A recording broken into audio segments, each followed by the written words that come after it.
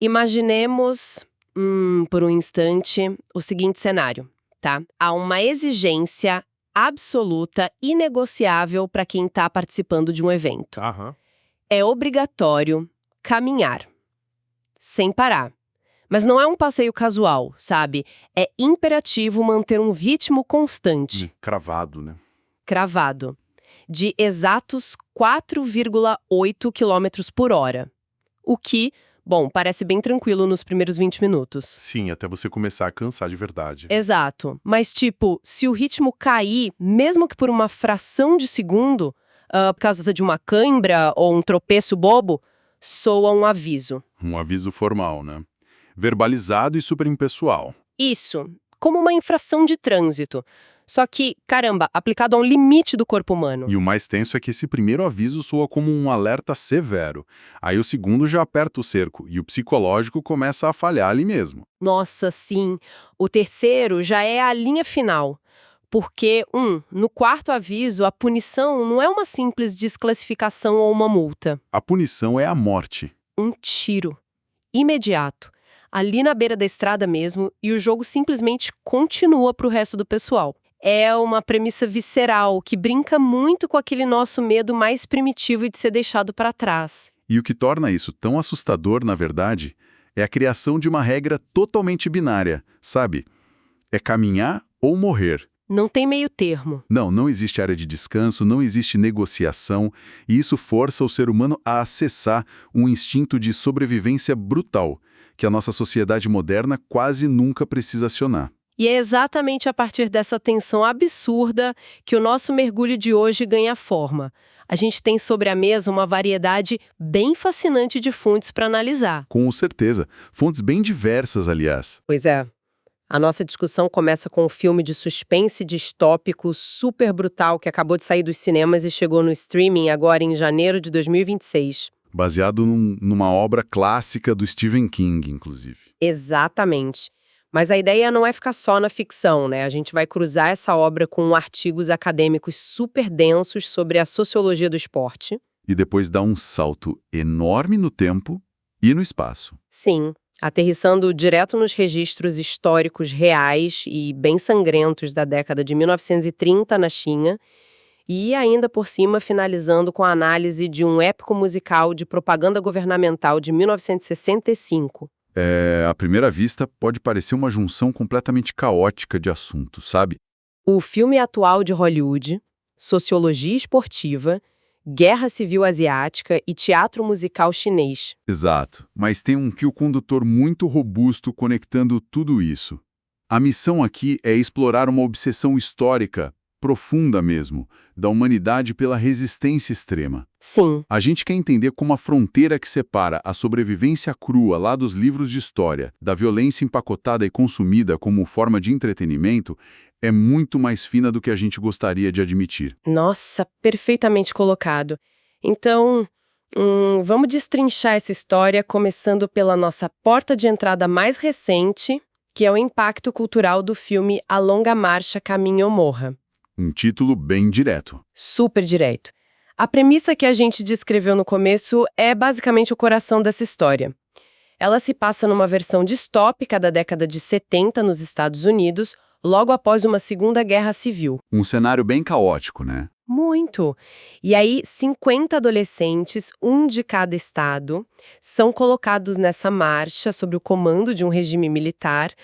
E o prêmio para o único sobrevivente é dinheiro e a realização de um desejo, qualquer desejo. E o impacto desse lançamento, que foi em setembro de 2025, foi simplesmente colossal. Foi enorme mesmo. Só para dar um contexto para quem acompanha, é um filme que custou meros 20 milhões de dólares para ser produzido, mas ele faturou mais de 62 milhões globalmente. Um retorno absurdo. Sim, e ainda garantindo uma aprovação altíssima da crítica, beirando ali os 89% no Rotten Tomatoes. O que, para uma narrativa tão asfixiante e sombria, é um desempenho totalmente fora da curva. E grande parte desse peso narrativo, a gente sabe, vem da escalação do elenco. Sem dúvida. Especialmente a decisão de colocar o Mark Hamill, no papel do antagonista central, o Major. Isso é brilhante. Ver o eterno Luke Skywalker, tipo, o símbolo máximo de esperança e rebeldia contra o Império no cinema, encarnando a própria face de um estado totalitário militar. É uma subversão completa, né? O público entra esperando uma coisa e recebe o oposto absoluto dele. Exatamente. E as fontes indicam que, nos bastidores, o próprio Hamill mantinha uma distância bem calculada do resto do elenco, justamente para não quebrar essa tensão do personagem. Ok, vamos desempacotar isso, porque a técnica cinematográfica aqui é um negócio à parte. O que o diretor Francis Lawrence fez com esses jovens atores beirou a insanidade metódica. Totalmente. O nível de realismo que eles alcançaram ali não foi só atuação de tela verde com ventilador na cara, não. Não, longe disso. Eu li isso, os relatórios de produção e, juro, eu ainda custo acreditar. Porque o cansaço no rosto de atores como o Cooper Hoffman e o David Johnson parecia genuíno demais para ser só maquiagem e suor falso de glicerina, sabe? E era genuíno. A escolha do Lawrence foi gravar o filme quase que inteiramente em ordem cronológica. O que já é raro no cinema hoje em dia. Muito raro. E eles não apenas simularam a caminhada em um estúdio fechado. Os atores realmente caminharam ao longo de todas as semanas de filmagem. Caramba! Os registros da produção apontam que o elenco percorreu um total de quase 640 quilômetros, no asfalto e no concreto. Nossa, 640 quilômetros? Sim, e teve dias em que eles marcharam 25 quilômetros, frequentemente sob um calor escaldante de quase 40 graus Celsius. Isso é simplesmente absurdo. Eles basicamente criaram uma mini longa marcha real nos bastidores. Literalmente. Porque, tipo, o desgaste físico nesse nível destrói as articulações, cria bolhas reais, afeta totalmente a postura. Eles transformaram o trauma físico real dos atores no pesadelo palpável dos personagens. O que é fascinante aqui é justamente o mecanismo psicológico por trás dessa decisão de direção. Como assim? Bom, a regra ficcional dos 4,8 km por hora funciona como um relógio-bomba na mente de quem está assistindo, certo? Aham. Mas gravar em ordem cronológica e exigir esse esforço físico real fez com que a exaustão do corpo ditasse a queda mental progressiva da própria atuação. Ah, faz sentido. Eles não precisavam atuar que estavam cansados. Exato. Cada passo arrastado que a gente vê lá no terceiro ato carrega o peso real de centenas de quilômetros andados antes. A exaustão extrema quebra a fachada social das pessoas.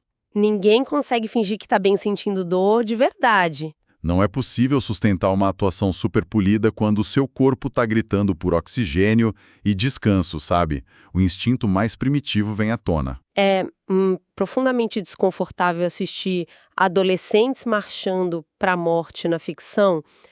Mas e se a história nos mostrar que a humanidade já fez coisas muito piores em escalas gigantescas no mundo real? E fez. Infelizmente fez. Pois é aqui que a nossa análise precisa dar um passo para trás. A gente vai sair do set de filmagem de 2025 e atravessar o globo até as montanhas geladas e os rios impiedosos da Ásia. Sim, porque a ideia de caminhar incansavelmente pela própria vida encontrou seu paralelo mais dramático na verdadeira Grande Marcha. O evento histórico. Isso, um evento monumental que ocorreu entre outubro de 1934 e outubro de 1935. Certo, mas antes de mergulharmos nesses detalhes geográficos e nas táticas, eu sinto que é imperativo fazer uma pausa clara aqui. Um aviso importante, né? Muito importante. As fontes e os eventos que a gente vai relatar agora lidam com um momento histórico que é fortemente polarizado e muito sangrento. Sem dúvida. A gente está falando da Guerra Civil na China. Foi um conflito direto entre as forças comunistas de esquerda e as forças nacionalistas de direita. Então, fica categoricamente estabelecido aqui que o objetivo desta análise não é, de forma alguma, endossar qualquer ideologia, justificar atos ou tomar partido de qualquer um dos lados. Perfeito. A nossa missão é estritamente observar a história bruta, sabe? Analisar as manobras táticas e reportar o custo humano que está documentado nas fontes, apenas os fatos originais. Um preâmbulo mais do que necessário. Bom, a Grande Marcha, que foi liderada por figuras como Mao Tse-tung. Não foi uma marcha de conquista gloriosa na sua origem, como muita gente pensa. Não. Não. Foi uma retirada desesperada. Uma fuga tática massiva para tentar escapar do cerco aniquilador das forças nacionalistas, que eram lideradas por Chiang Kai-shek. Uma questão de sobrevivência absoluta. Total. E a escala desse evento é até difícil de conceber para nós hoje. Estamos falando de uma jornada contínua de cerca de 10.000 quilômetros, estendendo-se por exatos 368 dias. É quase um ano inteiro caminhando. E os números? Os números iniciais e finais mostram o tamanho dessa tragédia humana de verdade. São números chocantes. As fontes apontam que o Exército Vermelho iniciou essa retirada com cerca de 86 mil soldados, acompanhados de aproximadamente 15 mil civis e apenas 35 mulheres no grupo principal. Um contingente gigante se movendo a pé. Gigante. E eles precisaram cruzar montanhas com neve perpétua, entraram em pântanos mortais, rios implacáveis. Mas aí, quando finalmente conseguiram estabelecer uma nova base lá na província de Shaanxi, os sobreviventes eram apenas entre 4.000 e 8.000 pessoas. É um abismo. Uma taxa de mortalidade que beira os 90%. 90%? É quase a aniquilação total do grupo. Sim, são centenas de milhares de mortes no total, especialmente se a gente somar as baixas civis nas províncias pelo caminho. E as causas variam demais, desde inanição severa e doenças, até congelamento e combates ininterruptos. Eles não tinham trégua. Nenhuma. Apenas para romper o bloqueio nacionalista no rio Xiang, por exemplo, estima-se que a força comunista tenha perdido mais da metade de todo o seu contingente em questão de dias. Meu Deus. As colunas de marchadores muitas vezes se estendiam por 80 quilômetros ininterruptos, caminhando no escuro, segurando tochas só para não se perderem nos desfiladeiros. Mas vem cá, e como que alguém sai de um massacre dessa proporção, perdendo, 90% das suas pessoas, e consegue transformar isso numa vitória política depois? Se conectarmos isso ao quadro geral de construção de poder, a resposta está na própria sobrevivência sendo usada como uma ferramenta de legitimação. A ideia de que só os fortes ficaram. Exatamente. Mao Tse-tung aplicou umas táticas geniais de dissimulação militar. Ele dividia as forças em várias colunas e fazia elas marcharem em rotas bem confusas, meio serpenteantes. Para despistar, né? Para mascarar a direção real e também esconder o tamanho do exército dele, sabe? Confundindo toda a inteligência inimiga. E no final das contas, aquela dor extrema serviu a um propósito político. Construiu uma imagem. Isso. Ter sobrevivido ao que parecia humanamente impossível conferiu ao Mao um prestígio praticamente mítico. Ele não era mais só um líder político, ele se tornou uma figura quase messiânica para os sobreviventes. Isso garantiu a liderança incontestável dele. E é neste ponto exato que as nossas fontes dão uma guinada muito bizarra. Bem bizarra. Porque esse trauma inimaginável, esse mar de sofrimento humano e morte que a gente acabou de descrever, ele sofreu uma metamorfose décadas depois. Sim, virou outra coisa. Em 1965, o governo lançou na China um épico musical de teatro e cinema chamado O Leste é Vermelho. Dirigido por Wang Ping. Isso. Foi uma mega produção projetada especificamente para forjar uma identidade multiétnica unificada para a recém-criada República Popular. Mas transformar a Grande Marcha nisso... Pois é. Em vez de focar na fome, no congelamento, no desespero, o evento histórico foi encapsulado em coreografias teatrais grandiosas. Orquestras gigantes. Orquestras, corais cantando faixas como Cruzando o Rio Dadu, sabe? Eles retrataram aquela fuga desesperada com uma dança de bravura invencível. Então, o que tudo isso significa, afinal, sobre a nossa natureza humana mesmo? É a grande questão. Como que um massacre histórico se transforma de forma literal em atores cantando e dançando num palco 30 anos depois? É perturbador quando você para pensar. É como se pegassem o trauma absurdo do naufrágio do Titanic e fizessem, semanas depois, um cruzeiro de luxo festivo temático sobre icebergs, sabe? Há uma higienização da dor para que ela sirva a um propósito de Estado. E isso prepara perfeitamente o terreno para nossa lente acadêmica. Exato. Como é que nós, enquanto sociedade, aprendemos a empacotar o sofrimento? E isso levanta uma questão importante justamente para o campo da sociologia. Porque nós passamos da romantização estatal de tragédias para o consumo passivo de marchas mortais como entretenimento puro e simples. O entretenimento pelo entretenimento. Isso. E é exatamente sobre isso que o artigo acadêmico publicado pela Trivent Publishing de autoria do Fred Mason discursa. Ele analisa profundamente o livro original do Stephen King. E aqui vale lembrar como um texto dessa obra literária, tá? O King escreveu A Longa Marcha lá em 1966. Ele até usou o pseudônimo de Richard Bachman para isso. Sim, foi bem no começo da carreira. E foi no calor da Guerra do Vietnã, e bem no auge da tensão da Guerra Fria. Segundo o artigo do Mason, o livro não é só um terror de ficção científica. É uma crítica muito aguda à comercialização agressiva e ao aumento do sadismo nos esportes naquela época. E o Mason apoia essa tese dele em definições sociológicas bem clássicas do que realmente constitui o esporte. Baseado naqueles teóricos, né? Alan Gutman e Bernard Suits. Exatamente. Para algo ser classificado como esporte pela academia hoje, requer regras formais, requer uma instituição organizadora, uso de habilidades físicas, competição e espectadores. E a longa marcha da ficção cumpre todos esses requisitos? Não cumpre. Cumpre todos eles, mas falha num conceito fundamental, que é a ideia de play. O brincar, a ludicidade da coisa. Ah, entendi. Quando o jogo perde totalmente o elemento lúdico e se torna estritamente sobre preservar a vida biológica básica, a gente entra no que o Mason chama de era pós-esporte. Pós-esporte.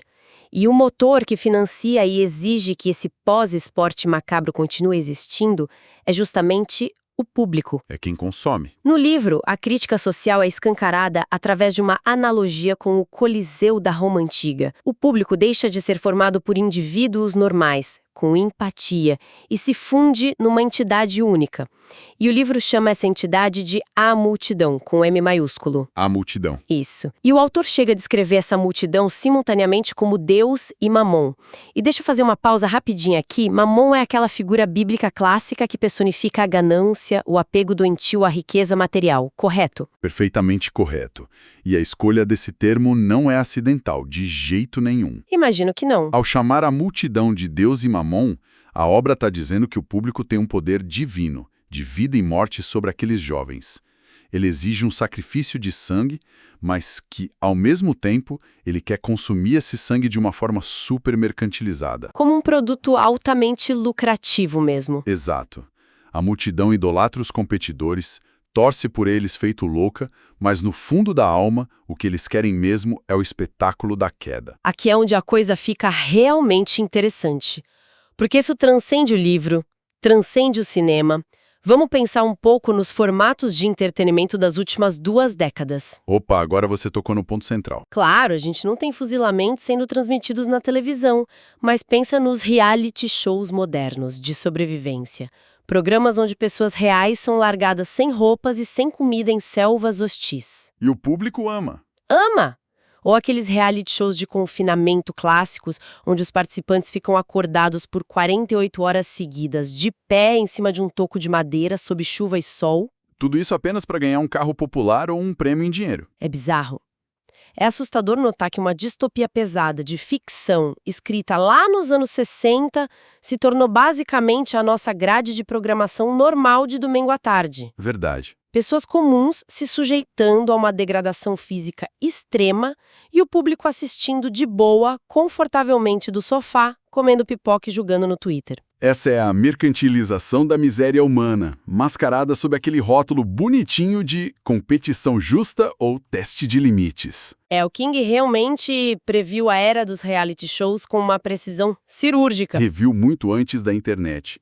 E a característica principal dessa multidão consumidora, seja ela aquela ficcional, aglomerada na beira de uma estrada indo para o Maine, ou a real, com um controle remoto na mão em casa, é que ela sempre, invariavelmente, exige um clímax. O espetáculo precisa de um final. Sim. A tensão de ver o sofrimento alheio precisa de uma liberação catártica em algum momento.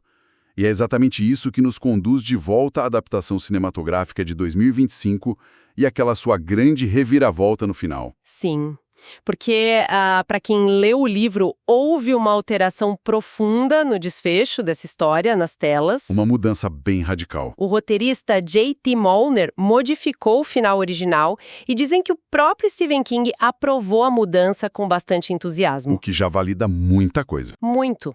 Se a gente olhar para o livro original lá da década de 70, o protagonista, que é o Ray Garrett, ele vence a marcha simplesmente porque todos os outros competidores caem. Eles vão morrendo um a um, incluindo o melhor amigo dele, o Peter. Sim, mas não há nenhuma redenção nisso. A vitória dele é completamente vazia. O Garrett termina a história com o psicológico em frangalhos, estilhaçado mesmo. Ele perde o contato com a realidade. Exato.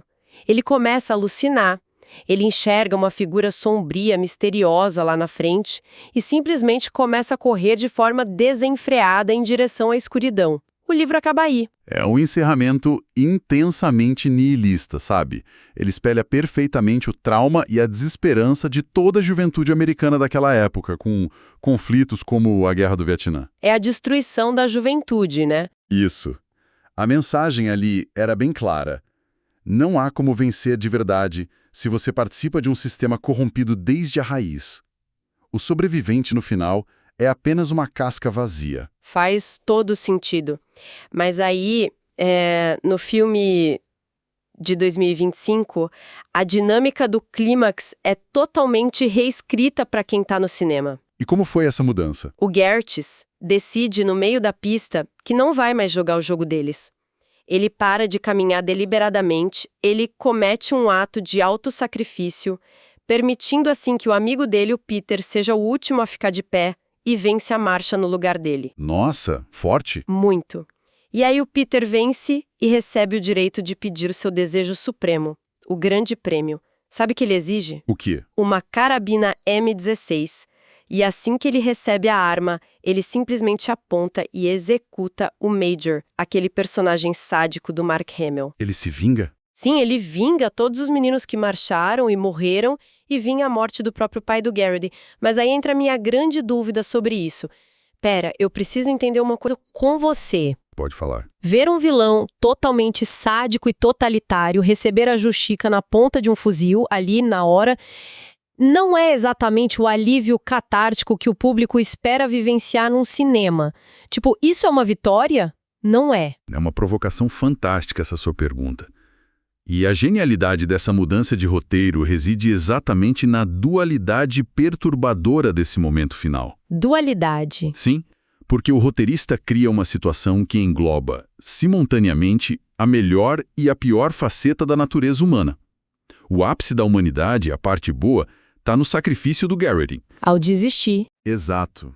Ele se recusa a participar da eliminação do amigo. Ele quebra as engrenagens daquele jogo mórbido com um ato de empatia e amor incondicional. Ele vence moralmente ao simplesmente não jogar. Ah, entendi. E o tiro que o Peter dá depois representa a pior faceta. Exatamente. Pode até parecer catártico numa primeira visão. O público nas poltronas do cinema provavelmente vibra, grita com a queda do Major. É a justiça instantânea, né? Mas é aí que está o truque. Ao celebrar esse momento freneticamente, a plateia cai na mesmíssima armadilha da multidão fictícia lá do livro. A escolha pela vingança armada perpetua um ciclo de violência que é completamente estéril. Nossa, é verdade. Pense bem, o Peter usou a recompensa que foi oferecida por uma instituição completamente doentia para cometer um assassinato que também foi aprovado por essa mesma instituição. Ele usou as ferramentas do sistema e o sistema não ruiu por causa disso, né? Nem um pouco. O regime militar não acabou magicamente porque um oficial foi morto na rua. O filme encerra com o garoto empunhando uma arma, sozinho, sendo engolido pela escuridão dos seus próprios atos. Que pesado. A marcha, no fim das contas, não o matou fisicamente, mas a vingança drenou toda a alma dele. O jovem competidor inocente foi transformado no novo carrasco daquele mundo. Uau! É uma engenharia narrativa brilhante. Brilhante. porque ela confronta de frente a própria necessidade de quem está assistindo de pedir por sangue e justiça rápida. Faz a gente repensar o alívio temporário quase infantil da vingança. Com certeza. E eu acredito que isso sintetiza perfeitamente a jornada que a gente trilhou hoje aqui.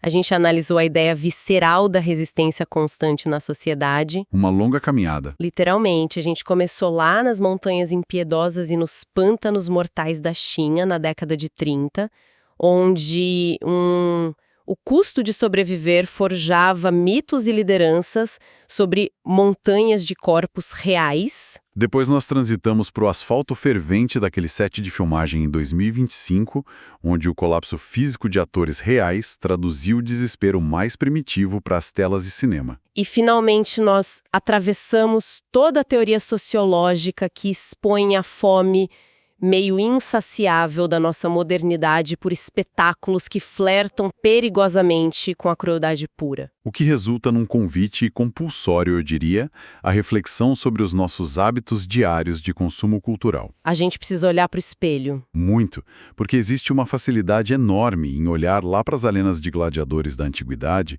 ou para os governos totalitários distópicos da ficção e julgá-los como horrores muito distantes de nós. Como se a gente fosse moralmente superior. Exato. Mas, quando nós maratonamos compulsivamente programas que testam o limite da sanidade humana de pessoas reais, sob a justificativa rasa de ser um mero jogo televisivo. Ou quando consumimos tragédias reais dissecadas em dezenas de episódios de documentários criminais, como se fossem apenas palavras cruzadas intrigantes para passar o tempo no fim de semana. Nós precisamos nos perguntar urgentemente onde nos encaixamos nessa grande engrenagem. Se não somos a plateia pedindo sangue. Pois é, não faríamos todos nós parte dessa mesma multidão. Esse gigante anônimo que observa, do absoluto conforto da segurança, a dor alheia como uma simples mercadoria de streaming. Nossa, é um baita golpe de realidade perceber que a fronteira entre um espectador crítico e um mero consumidor do caos é quase invisível. É bem assustador. Fica essa baita reflexão e um último pensamento também para acompanhar quem nos escuta no resto do dia. Pensa bem se uma obra literária de ficção sobre uma marcha da morte ditatorial que foi imaginada por um estudante universitário lá em 1966. Um garoto na época, né? Sim. Se ela conseguiu projetar e prever com uma precisão tão assustadora o fenômeno bilionário dos reality shows de sobrevivência do século XXI. O que vem a seguir? Essa é a grande questão. Que modalidades de entretenimento extremo e caótico, que atualmente já estão espalhadas de forma totalmente silenciosa pelos algoritmos virais da internet, estão formatando hoje as bases para os espetáculos distópicos do nosso próprio futuro? Uma pergunta que não quer calar. A que velocidade a nossa sociedade já está sendo forçada a marchar sem ao menos perceber que o cronômetro disparou lá atrás? Fica essa reflexão densa para a próxima caminhada.